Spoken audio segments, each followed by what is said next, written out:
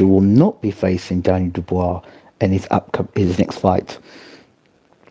Given the state of the heavyweight division, given the state of Eddie Hearn or Matchroom's current form of defeats, I think it's 11-0 at the moment, is it? Or could be more than that. It probably isn't the wisest thing to be sticking Anthony Joshua straight back into a fight he got absolutely decimated in.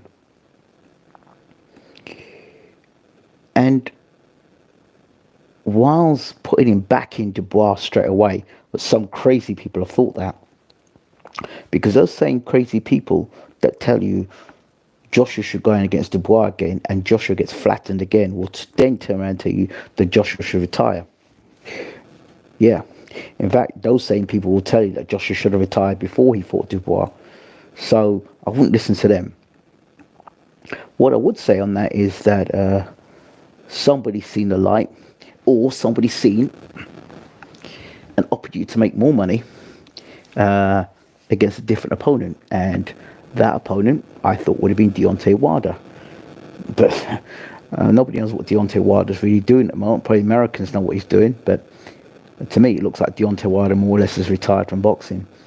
And I don't know if he's as much a viable option. However, the reasons why I thought that would have been a good fight is because Wilder got poleaxed in his last fight, and Joshua got poleaxed in his last fight. So what a better time to put two guys that got poleaxed into a fight and see who the best man is. But that could work out really badly, because if Wilder were to poleaxe Joshua, that wouldn't look too good. You understand? It wouldn't look too good. It wouldn't be a good look. Based on the fact that Wilder got beat up by Parker and he got beat up by Zhang. So, not really great. What could be viable, however, is a reunion with Anthony Joshua's old mate, Jarrell Miller. That's a fight I can see that would make sense, because it's a different opponent, and it's an opponent that will do exactly the same things that Dubois will do, which is tuck up, come forward, and throw bombs. That's what Jarrell Miller will do. And I've always thought that when they were first announcing a fight for Jarrell Miller to fight Anthony Joshua, I always believed Jarrell Miller would beat Anthony Joshua, because he's got the style that will come forward, put pressure on Joshua, throw punches, has a good chin, and will throw a lot of punches and will be consistent with foot pressure. And Joshua likes time. He's got space to think, set his punches up, look, throw punches. He doesn't like guys who are literally on him, that are young and ambitious. He doesn't like that. Doesn't like that. He doesn't like confrontation. Joshua's not a fighter. Although he's big and he's strong and he's got boxing skills, he's not a fighter. He's not a guy that's going to stand there and brawl with you.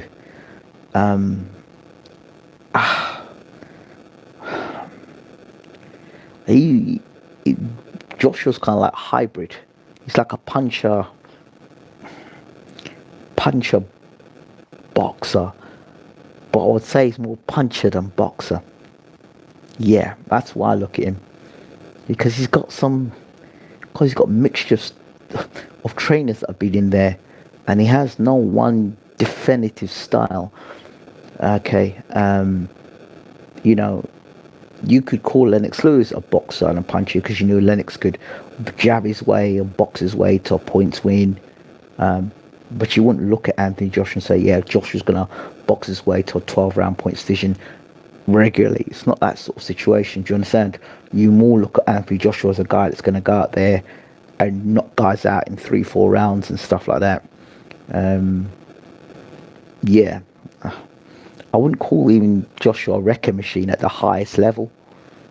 At the mid-range level, he's destructive. But when you're going up into the higher echelons, there's guys who start throwing punches back and walking him back and able to slip and slide and throw punches back. Once a guy's going to throw punches back at Joshua and put his back against the ropes, there's a problem. I think Jarrell Miller brings us problems, but what Jarrell Miller will do in terms of marketing, in terms of selling the fight, in terms of commotion, in terms of motivating Joshua to fight. Jarrell Miller's that guy. Jarrell Miller's that guy. I don't know if Joshua beats Jarrell Miller, to be honest. I really don't. I think Joshua's in a very difficult situation here because he's going to have to come back from a defeat against, as far as I'm concerned, a top 10 fighter in shape. Yeah? Jarrell Miller was out of shape against Daniel Dubois. And he took Daniel Dubois almost close to the distance, right? And that's a Daniel Dubois that was hitting Jarrell Miller with everything. The same punches he was hitting Anthony Joshua with. The same punches he was hitting Herkovich with, yeah? So Jarrell Miller is teak tough. And when I remember people saying, oh, well, if Joshua hits Dubois with those shots, Dubois is going to go over. Well, remember, and I said this before, when punches have been thrown back, when you can stand and throw punches, it's fine. When somebody's punching you back in your mouth, it sets up a different set of chain of events. You know, and Jarrell Miller will be coming out to throw punches left, right, and centre. He will take it to Anthony Joshua. That'd be a great. I don't know how long it would last, but it'd be a great fight. Joshua's going to have to find confidence. He's going to have to quickly learn to put his hands up, get off the ropes, use the jab, circle Miller, and walk him onto uppercuts. Because if he doesn't, then it's going to be a long night again for Anthony Joshua, and it could be a very painful night for Anthony Joshua. Because Jarrell Miller again has got that style to cause Joshua a lot of problems. So yeah, I don't think Joshua's on the right side of 35 either. You know, there is a thing that heavyweights get better as they get older. I'm not so sure about Anthony Joshua because of the damage he's taken through his career and the multiple changing of trainers. I mentioned this in my video about Daniel Dubois. Stability, consistency, and having a plan, a 3-year, 5-year plan with your trainer where you can keep evolving and improving and evolving and improving. But every time you get to a certain stage, your trainer isn't halfway working with you, you've gone to another trainer. Then you have to restart that process again. So really, you've not got no stability in what your trainer wants you to be, so you don't really evolve the way you should do as a fighter. So you have this sort of hybrid style, which is what Joshua's got now. I find it funny. People don't know what they're talking about in boxing. They say, well, they like Joshua where he was when he started his career. But when Joshua started his career, he was a novice. That's the Joshua they think that would have beaten Usyk. But I don't know how they worked that one out, is because every time Joshua was on the TV, he was a work in progress. Even when he became world champion with Charles Martin, he was learning on the job. So how can a guy who's learning on the job be able to beat a guy who's a master in Alexander Usyk? I don't understand. So you think a novice raw star would beat a master like Alexander Usyk? Don't be silly. Don't be silly. People talk rubbish like that because he was knocking out guys like what's this guy? Kevin Kingpin Johnson and Matt Legg, and I mean that's not. You can't put those guys in the same bracket as Alexander Usyk. You know, he barely got past Klitschko, who'd been on his couch for 2 years, doing nothing. So I don't understand these people, these journalists that keep saying, "Did Joshua back down?" You've got this journalist. Joshua's back to his best. What is his best? Oh yeah, when he's knocking out opponents all the time. Yeah, what sort of level? They were just, they were just guys that were fed to him, right? Yeah, there was guys that patterned his record, right? Yeah, learning on the job. That's the same Joshua we're talking about. So we never really have got to see the best of Joshua. I think we were on a road with Rob McCracken until the Andy Ruiz fight because he was learning on the job, right? So at what point did Joshua stop learning on the job?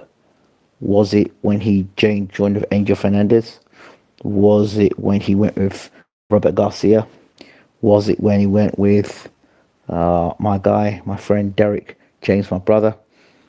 Or was it when he's with guy Ben Davison?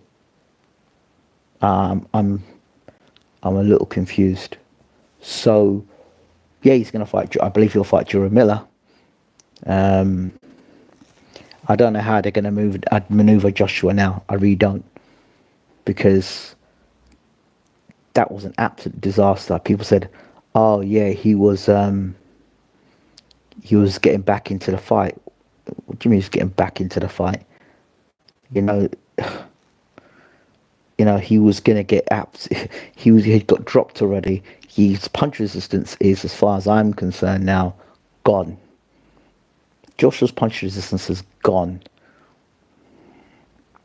And you can't keep taking them kind of blows and come back and be better.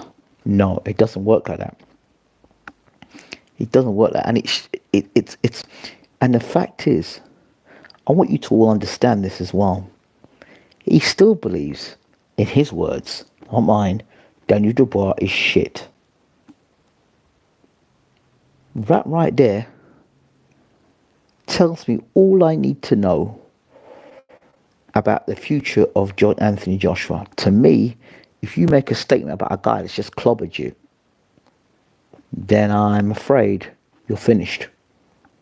So if that's the mentality you got, you've been knocked out, beaten up, embarrassed in front of you're the landlord. You just got your keys taken off of you. You got your keys to contract, kicked out the property.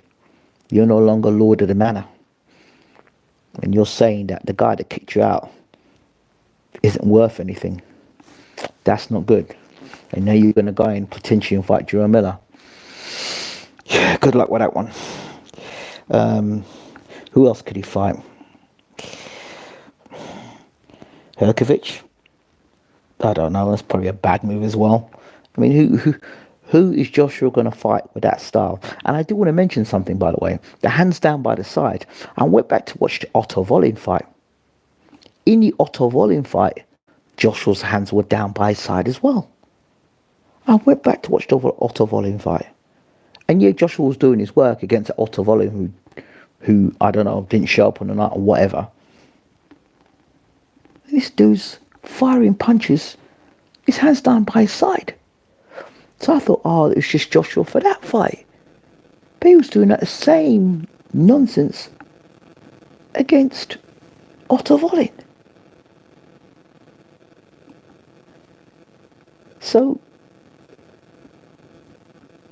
if that's how he's been trained, or if that's how he believes boxing is, with his hands down by his side like that, and it's not been corrected, and the trainer is unable to correct him, or Joshua's unteachable, then, as I said before, he's finished as an elite boxer. Finished. So you've got to get your hands up, and you've got to be given the right advice in the corner, not throw the dice. Throwing the dice is not the way. You know, you've been dropped twice, you've been hurt. You're throwing the dice against a guy that's already hurt you. You need to clear your head. Tie the guy up. Walk Dubois back. Do something different. Clear your head. Take a couple of rounds off. But don't go out there and throw the dice. You're fighting for the World Heavyweight Championship of the world. And I know that if Don Charles had said that, we know what happened when Twinder Jai said empty the tank. But, of course, you're going to turn a blind eye. It's Ben Davison, right? You just turn a blind eye because Ben said it. Ben had a bad night. Your trainer's role, let's remember what the trainer's role is in the ring. When I was in the ring and when I used to box, my trainer would let me know what's going on. He would tell me what the fighter's trying to do. If he's trying to throw a left hook or right hand, he was trying to come under, roll round. He would tell me what the fighter was trying to do. He was my eyes and my ears. He'd be able to hear what the other corner's saying sometimes when they're shouting out. I'd just be focused on the opponent. So if you can't trust your trainer, or your trainer's giving you amateur advice, or not even amateur advice, even amateur trainers probably wouldn't have said that. That was, roll the dice sounded the sort of thing, yeah, that my old man would say, or the guy in a chip shop would say, or the guy in the pub having a few drinks. Oh, go on, mate, have a go. There's no sort of technical know-how. You don't need to be a boxing trainer to say what Ben Davison said to Anthony Joshua. You know, and when he's come back to corner saying shit, to me, that's the fighter telling the trainer, not the trainer and the fighter. So the trainer and the fighter are just as bad as one another. And if that's been allowed, and that's what's manifesting in the fight when they're under pressure, what the hell are the conversations like in the gym? Because you can see what a coach-fighter relationship's like, or what a coach and his team are like language and the culture's been used inside the gym. When I'm training athletes, there's a culture and understanding that you're here to learn. And yes, while we have a relationship, I'm going to give you the technical input, and I'm going to facilitate that for you to be able to be the best you possibly can be. And in return, you're going to say to me, well, if you understand or you don't understand, if you feel comfortable or it's not quite working for you, how we can make the adjustments, but still we're going to give you correct technique. I'm not going to allow you to make decisions. I'm not going to allow you to do things that are going to cause you to not be your best.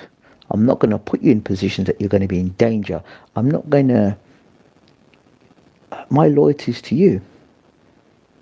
So when Ben Davison said throw the dice to Anthony Joshua, who was his loyalty to at the moment? Was it to his fighter? Was it to somebody else? Because surely you want to win the World Heavyweight Championship. And strategy A isn't working, so you have to have another strategy. So there's questions to ask, and I don't know if the Miller fight is best for Joshua, but I think that might be next. Let me know your thoughts in the comment section about Joshua and whether he's got a future in boxing. And also, not just a future in boxing, but his upcoming fight. Does he win against Jarrell Miller? Don't forget to rate, subscribe, leave your comments. I'm out. Take care.